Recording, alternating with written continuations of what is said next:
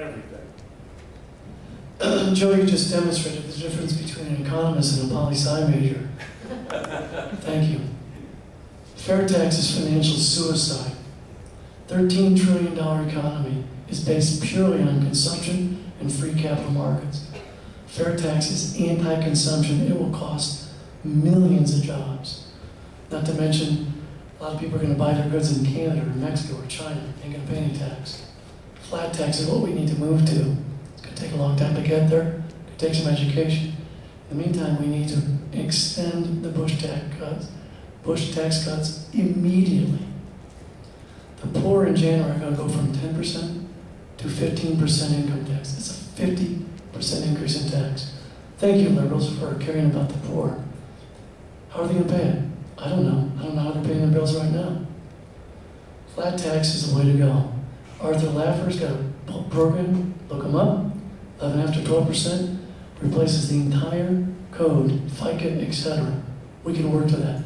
Meantime, we must eliminate capital gains, estate and gift, extend the Bush tax cuts now, lower taxes. We are overtaxed, and the government overspends. Joe, you're right on that.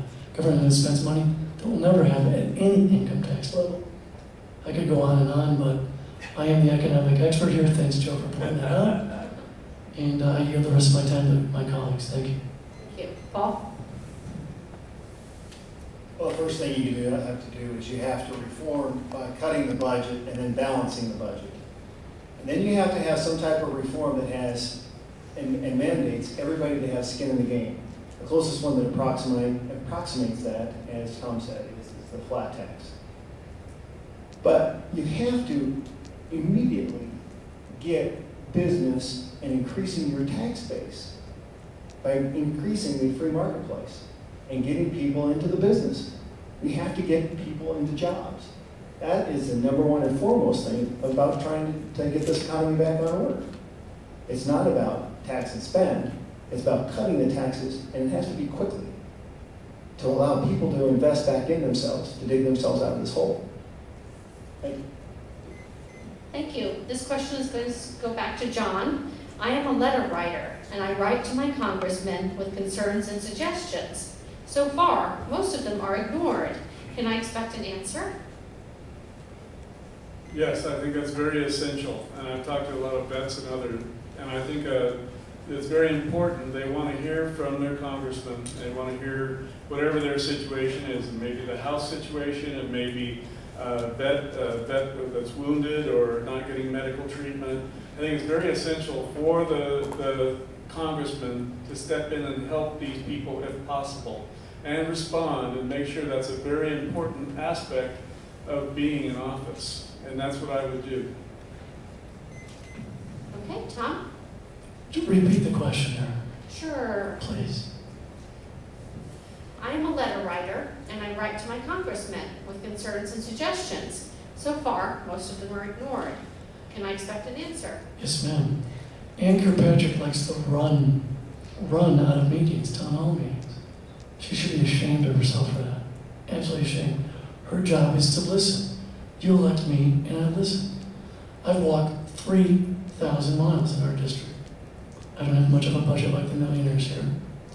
I walked, and the overwhelming concern is Ann doesn't listen. Ann fails to validate their concerns and their fears. She's done nothing to address them or to relieve them. That's unconscionable.